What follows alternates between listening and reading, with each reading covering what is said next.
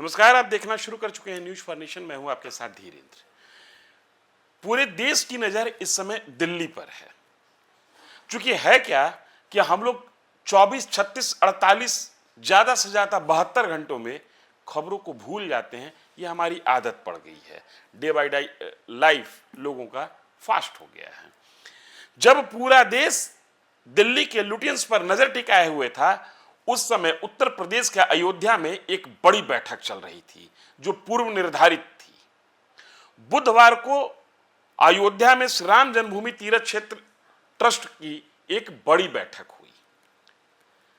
निकलकर बहुत कुछ आना था इस बड़ी बैठक से, कुछ कुछ आया भी, लेकिन उतनी चीजें नहीं आई जितनी चीजों की उम्मीद थी। इस बड़ी बैठक में एक बड़ा फैसला जो हुआ वो ये है कि अब अयोध्या में श्री राम जन्मभूमि मंदिर के धार्मिक और पारंपरिक कार्य व्यवहार को देखने के लिए एक 7 सदस्यीय साधु समाज की समिति बनाई गई है, संत समाज की समिति बनाई गई है। और इस समिति में 5 जो होंगे वो अयोध्या के होंगे। इसकी अध्यक्षता ट्रस्ट के श्री राम जन्मभूमि तीर्थ क्षेत्र ट्रस्ट के कोषाध्यक्ष गोविंद देव गिरी करेंगे। समिति धार्मिक अनुष्ठान और परंपराओं पर फैसला करेगी। हालांकि इस बैठक के मद्देनजर जो लोगों को उम्मीद था कि चंपत राय के इस्तीफे के बाद ट्रस्ट महासचिव जैसे पद पर कोई फैसला लेगा, ट्रस्ट जो खाली रिक्त पड़े 2 महत्वपूर्ण पद हैं उन पर कोई फैसला लेगा, ऐसा कुछ नहीं हुआ। लेकिन एक चीज जो महत्वपूर्ण है वो ये है कि ट्रस्ट ने स्वीकार किया कि धार्मिक कार्यों में अब हमारा हस्तक्षेप कम होगा और धार्मिक कार्यों, पारंपरिक अनुष्ठानों की जिम्मेदारी अयोध्या के संतों के जिम्मे होगी। इसकी जानकारी गोविंद देव गिरी ने दी, जिनके बारे में बताया गया कि ये श्री राम जन्मभूमि ट्रस्ट के कोषाध्यक्ष हैं और इसकी भी अध्यक्षता वही करेंगे। सुनिए गोविंद देव गिरी को। हम लोगों ने धार्मिक समिति का पुनर्गठन किया है और मुझे आपको एक वाक्य में बतलाना आवश्यक है कि आज हम मंदिर का सारा धर्म कार्य का भार, उसका दायित्व अयोध्या के संतों को सौंप रहे हैं। इसको आप ध्यान में लीजिएगा। यह धार्मिक समिति जो बनी है उसमें अयोध्या से 5 नाम हैं।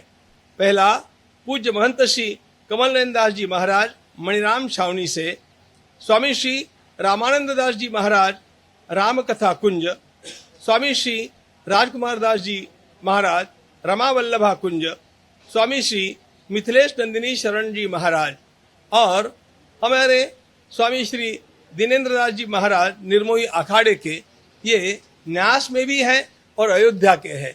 इसलिए ये अयोध्या के 5 संत इसके पश्चात यहाँ की सारी धार्मिक क्रियाकलापों के अधिकारी होंगे। इस बात को ध्यान में लीजिए। चूंकि महासचिव पद पर कोई फैसला नहीं हुआ, इसलिए तत्काल एक सचिव नियुक्त होंगे। इस पर एक सहमति बन गई है। एक सचिव होंगे और मंदिर को लेकर किसी प्रकार का कोई दुष्प्रचार न हो, मंदिर की सहमति, मंदिर की प्रतिक्रिया जाने बगैर मंदिर से संबंधित कोई खबर न निकले, इसके लिए ट्रस्ट ने फैसला किया कि एक प्रवक्ता की नियुक्ति होगी। दरअसल में श्री राम जन्मभूमि दान चोरी मामले में, जो कि ये कॉकरोच जनता पार्टी के प्रदर्शन के पहले देश का सबसे बड़ा मुद्दा बना हुआ था, ट्रस्ट की छवि को धक्का लगा है दान चोरी मामले में। और ट्रस्ट के सबसे जो महत्वपूर्ण व्यक्ति थे चंपत राय बंसल, सीधे उनकी छवि पर बात आ गई थी। ट्रस्ट को यह महसूस हुआ कि समय रहता है हम अपना पक्ष नहीं रख सके मीडिया के सामने, लिहाजा एक प्रवक्ता भी हो। सुनिए। न्यास ने आगामी कालखंड में श्रद्धालुओं की संख्या में संभावित वृद्धि को देखते हुए मुख्य कार्यकारी अधिकारी की नियुक्ति में इस विलंब के कारण एक सचिव की नियुक्ति की स्वीकृति प्रदान की है। समस्त दुष्प्रचार एवं अतिरेकी आरोपों के बावजूद श्री राम जन्मभूमि मंदिर में दर्शनार्थ आने वाले श्रद्धालुओं की संख्या यथावत है। ये इस बात का प्रमाण है कि आधारहीन, मिथ्या और भ्रामक आरोपों के बाद भी करोड़ों राम भक्तों की आस्था और विश्वास अडिग है। न्यासी मंडल ने इस अटूट समर्थन के लिए संपूर्ण संत समुदाय, देश विदेश से आ रहे भक्तों और अवध के समाज के प्रति आभार व्यक्त किया है। मीडिया के माध्यम से समाज के साथ संवाद की निरंतरता की आवश्यकता पर विचार करते हुए न्यास ने एक प्रवक्ता नियुक्त करने का निर्णय किया है।